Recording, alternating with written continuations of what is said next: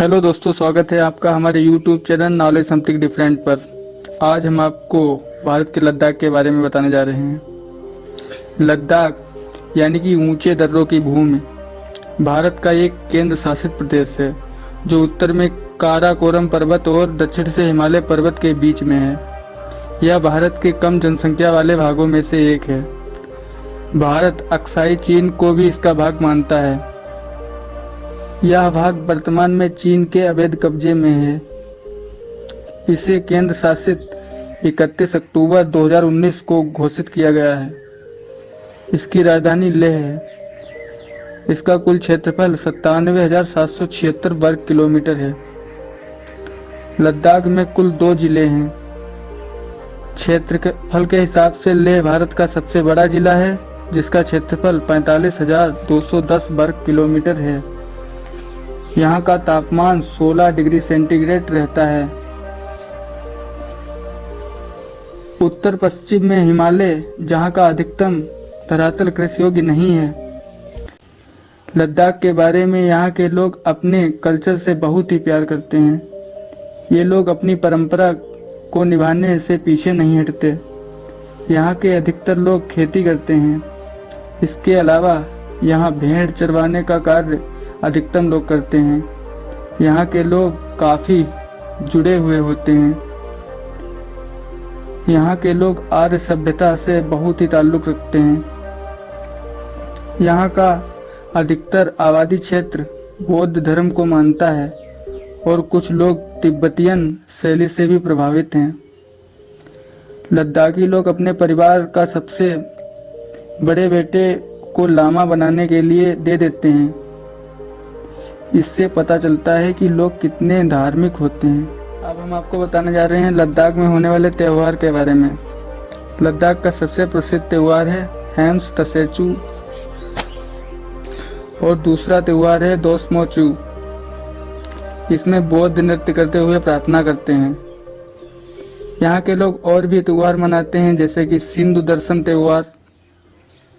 अब लद्दाख में होने वाला खाना, पहाड़ों पर मिलने वाला प्रसिद्ध भोजन थुपका, मोमो, सकू इत्यादि हैं। यहाँ के लोग बटर टी पाव बड़े ही चाव से खाते हैं। यहाँ की भाषा लद्दाख में लद्दाखी, बाल्ती और तिब्बतियन तथा उर्दू बोली जाती है।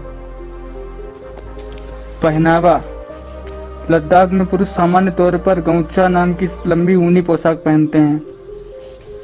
महिलाएं भी एक लंबी ड्रेस पहनती हैं जिसे कुंटाप और बॉक कहते हैं। फेराक नाम की लंबी टोपी पहने हुए भी लोग यहाँ दिखाई दे जाएंगे। लद्दाख की प्रमुख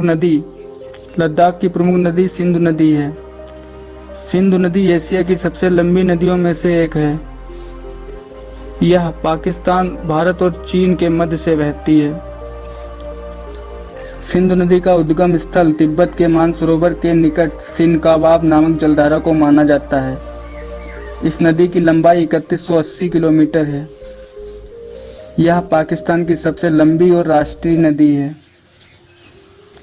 लद्दाख की प्रमुख झील पेंगांग झील, यह लद्दाख की सबसे मशहूर झील है। यह लेह से करीब 250 किलोमीटर की दूरी पर स्थित है। यह दुनिया की सबसे ऊंची खारे पानी की झील है। इसका 1/3 हिस्सा भारत में है और बाकी हिस्सा चीन में पड़ता है। भारत चीन के बीच पेंगांग झील के क्षेत्रफल के कारण अभी विवाद हुआ था। यह 134 किलोमीटर लंबी है और लद्दाख से तिब्बत की ओर पहुंचती है। लद्दाख की अन्य झीलों के मुकाबले इसकी अलग विशेषता है। यहाँ कितना भी तापमान क्यों न हो जाए, ये झील कभी नहीं जमती। इसके अलावा यह झील अपने रंग बदलने के लिए भी मानी जाती है। श्योक नदी को मौत की नदी भी कहा जाता है।